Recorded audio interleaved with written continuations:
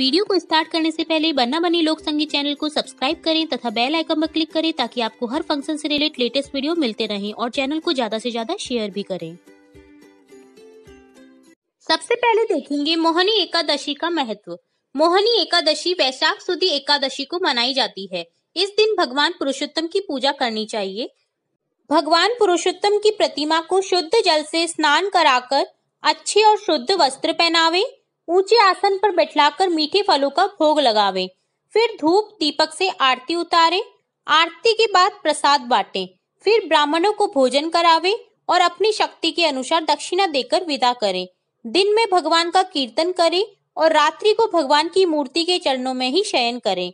जो नियम पूर्वक इस एकादशी के व्रत को रखते हैं वे हर एक पाप से मुक्त हो जाते हैं, अंत समय में स्वर्ग लोक को प्राप्त होते हैं।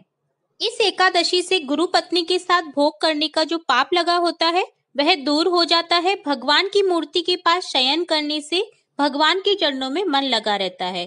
तो अब शुरू करते हैं मोहिनी एकादशी की कहानी। व्यासरा गांव में एक ब्राह्मण रहता था। उसके एक पुत्र था। ब्राह्मण ने सोचा जब वह बड़ा हो जाएगा तो इसे काशी में गुरुजी के पास पाठशाला में पढ़ने के लिए भेज दूंगा। 3 वर्ष बाद वह लड़के को लेकर काशी पहुंचा। काशी में अपने कुल गुरु के घर पहुंचा और जाकर गुरुजी को दंडवत प्रणाम किया। दंडवत के बाद गुरुजी ने कुशल समाचार पूछे, साथ ही यह भी पूछा कि कैसे आना हुआ। तब ब्राह्मण बोला, हे गुरुदेव, चंद्रपाल नाम का यह मेरा पुत्र है। इसको विद्या पढ़वाने के लिए आपके समीप लाया हूँ। अब यह आपके चरणों में आ गया है, इसे शिक्षा दीजिए। गुरुजी ने ब्राह्मण के वचनों को सुनकर चंद्रपाल को गोद में उठा लिया और प्यार करने लगे। ब्राह्मण को धीरज बंधाते हुए कहने लगे, आपके पुत्र को मैंने अपना लिया है, इसे विद्या पढ़ाकर निपुण कर दूंगा। गुरुदेव की बात सुनकर ब्राह्मण अपने घर चला गया। गुरुदेव 25 वर्ष तक चंद्रपाल को शिक्षा देते रहे। 25 वर्ष बाद चंद्रपाल पूर्ण यौवनावस्था में आ गया।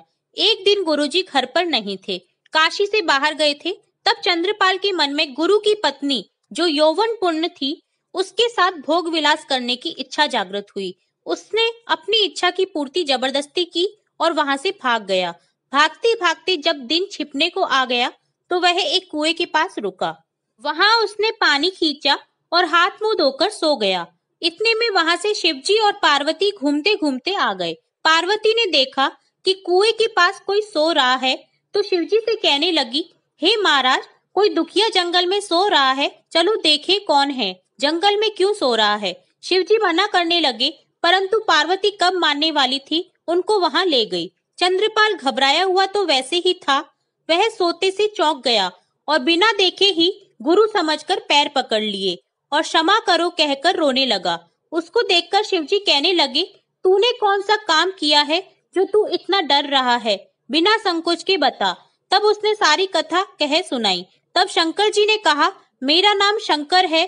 तू वैशाख की शुद्धि पक्ष की जो एकादशी आएगी उस दिन व्रत रखकर भगवान की पूजा करना, तेरा पाप दूर हो जाएगा।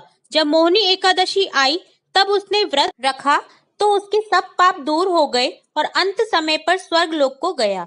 हे मोहिनी एकादशी माता, जैसे तूने उस चंद्रपाल का उद्धार किया वैसे सबका करना। बोलो मोहिनी एकादशी माता की जय।